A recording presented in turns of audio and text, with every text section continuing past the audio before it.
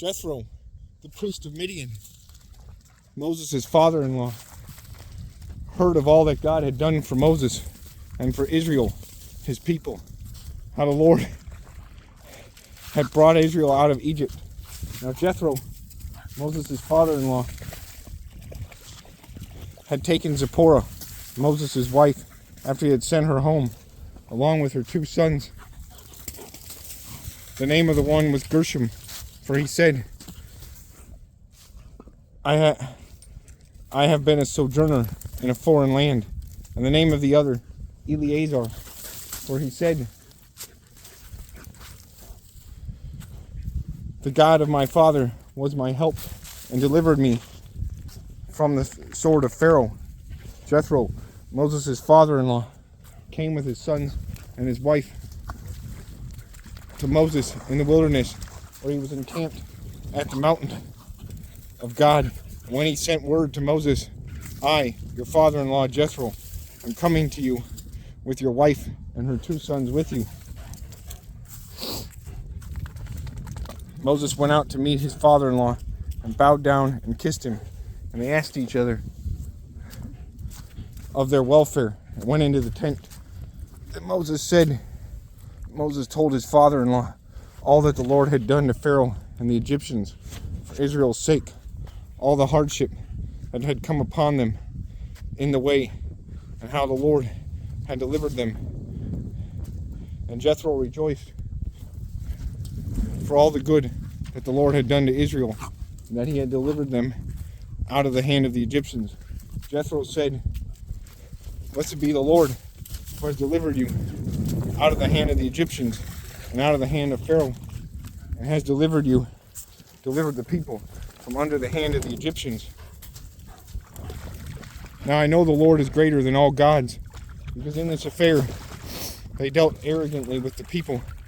And Jethro, Moses' father-in-law, brought a burnt offering and sacrifices to God, and Aaron came with all the elders of Israel to eat bread with Moses' father-in-law before God. The next day Moses sat to judge the people, and the people stood around Moses from morning till evening. When Moses' father-in-law saw all that he was doing for the people, he said, what is this that you are doing for the people? Why do you sit alone and all the people stand around you from morning till evening? And Moses said to his father-in-law, because the people come to inquire of God. When they have a dispute, they come to me, and I decide between one person and another, and I make them know the statutes of God and his laws. Moses' father-in-law said to him, what you are doing is not good. You and the people with you will certainly wear yourselves out, for the thing is too heavy for you. You are not able to do it alone. Now obey my voice.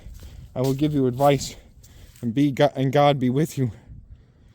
You shall represent the people before God and bring their cases to God, and you shall warn them about the statutes and the laws, and make them know the way in which they must walk and what they must do.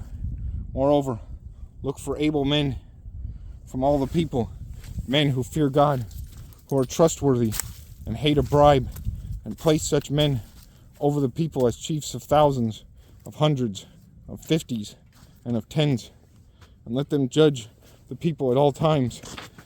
Every great matter they shall bring to you, but any small matter they shall decide themselves. So it will be easier for you, and they will bear the burden with you. If you do this, God will direct you. You will be able to endure, and all the people will also go. So Moses listened to the voice of his father-in-law, and all that he had said.